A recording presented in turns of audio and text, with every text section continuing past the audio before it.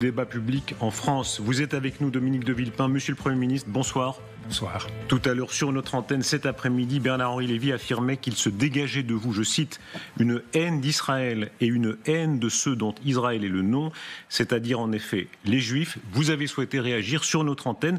Que répondez-vous à Bernard-Henri Lévy ? Dans le débat démocratique, il n'y a pas de place pour de tels propos. La calomnie et le mensonge nient le débat démocratique. C'est donc pour cela que je ne peux pas accepter de telles paroles de la part de Bernard-Henri Lévy qui portent atteinte à la dignité, à la sienne, à la dignité que tout homme doit avoir quand il s'exprime dans l'espace public. On n'essentialise pas l'autre physiquement. Bernard-Henri Lévy parle de bave aux lèvres, parle de personnages furieux. Suivez le guide. On n'essentialise pas la pensée de l'autre en la travestissant, puisque M. Bernard-Henri Lévy veut faire de moi et de quelques autres des figures de l'antisémitisme moderne, parlant de déclarations sur l'euthanasie ou l'État génocidaire. Je sais que votre rédaction a collationné mes déclarations et le travail était fait dans cette partie même de l'après-midi.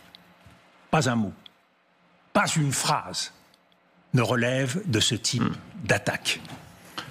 Pas une phrase attaquant personnellement qui que ce soit dans le débat politique. Et ça, c'est le deuxième point que je veux souligner. C'est celui de la responsabilité. Monsieur Bernard-Henri Lévy est un philosophe connu. C'est un éditeur. C'est un personnage public. C'est le président du conseil de surveillance d'Arte.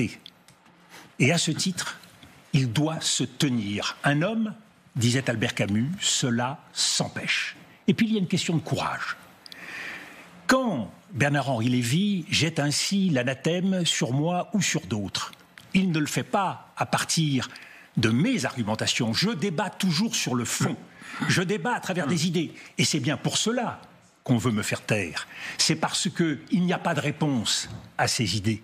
Pas de bonne réponse, vue du point de vue de Bernard-Henri Lévy. Mais alors, Monsieur le Premier ministre ? Et je termine là-dessus, on voit bien que le débat n'est pas du tout sur une quelconque question juive ou une question d'Israël. Le débat, c'est quoi ? Quel est ce qui m'oppose avec Bernard-Henri Lévy ?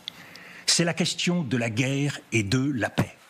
Et cela fait maintenant 25 ans, plus de 25 ans, que je dénonce des positions qui, épreuve sur la scène internationale après épreuve, Afghanistan, Irak, Libye, Sahel et j'en passe, ont conduit Bernard-Henri Lévy à s'engager au nom de la guerre. Et avec quel résultat ? Et là, je m'adresse à l'intellectuel. Regardez en arrière, monsieur Bernard-Henri Lévy. Il n'y a que du chaos, il n'y a que des morts, il n'y a que du sang. Et là, il vient réclamer sur votre plateau le droit de gagner. Mais de gagner quoi ? De gagner quelle guerre ? Pour faire quoi ?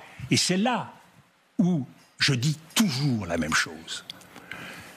La force, quand on l'utilise, il faut le faire au nom d'une vision politique. Quelle est la vision politique aujourd'hui portée par le gouvernement de Benjamin Netanyahou ? Quel est l'objectif politique ? Est-ce que M. Benjamin Netanyahou accepte la formation et la création d'un État palestinien ? Par ailleurs, non seulement il faut un objectif politique, mais il faut s'appuyer sur la justice. Je n'entends jamais M. Bernard-Henri Lévy parler ni de paix, ni de justice. Monsieur le Premier ministre, or, la vous justice, commencez ici, elle est aujourd'hui au cœur des enjeux du Moyen-Orient. Puisque vous poursuivez dans un débat, s'il vous plaît, moi je vous recommande. Je vais m'arrêter là. Je suis venu parce que je pense que dans le débat démocratique, et qui plus est la veille du 7 octobre, à un moment où on va commémorer un terrible massacre et d'autres massacres, d'autres morts qui s'en suivent. Je pense qu'il y a une nécessité de dignité et de responsabilité dans le débat. Qu'on m'attaque sur le fond, je l'accepte. Mais tous les propos mensongers qui me sont prêtés, qui ont été dénoncés à travers les déclarations de BFM ou les amalgames de BFM et par l'ARCOM et par le Conseil de déontologie des journalistes. Maintenant tout le passé. Mais puisque personne ne le refait, Monsieur Rochebin, il faut bien que je le fasse. Il faut que je le refasse moi-même, sans quoi les journalistes sur les plateaux ne laisseraient pas dire toutes les bêtises que certains interlocuteurs disent. Dominique de Villepin, puisque vous parlez de débat, puis-je vous poser une question ? D'abord, premièrement, puisque vous entrez dans un débat qui va au-delà, on ne va pas ajouter maintenant de la polémique à la polémique, est-ce que vous seriez prêt, au-delà des anathèmes, fermer les anathèmes, de débattre avec Bernard-Henri Lévy sur un plateau comme celui-ci ? La condition numéro 1 du débat, c'est le respect de l'autre. Cette mise au point est en fait. Mais ce n'est pas une question de mise en point, c'est cette double essentialisation à la fois de mes idées et de ma personne. On voit bien que, contrairement à ce que dit M. Bernard-Henri Lévy, ce qui se dégage de lui, c'est la haine de l'autre. Alors que je sois passionné, parce que toute ma vie a été au service de la paix et de la lutte contre l'injustice. Vous ne pouvez pas maintenant aussi l'accuser de haine. On n'en finit plus. S'il vous accuse de haine et que vous revenez pour dire que je l'accuse de haine aussi, pardon, mais... Une fois de plus, que M. Bernard-Henri Lévy s'excuse.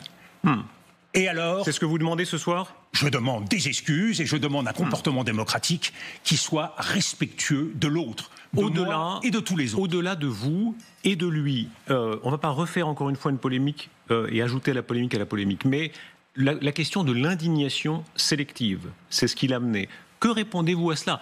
Et encore au-delà de Bernard-Henri Lévy, sur ceux qui disent, et d'ailleurs permettez d'amener un troisième point de vue, ceux qui disent, vous et Bernard-Henri Lévy, et le président de la République et d'autres, chez les pro-israéliens et chez les pro-palestiniens, ont des indignations sélectives. Par exemple, la France a livré tant d'armes à l'Arabie Saoudite.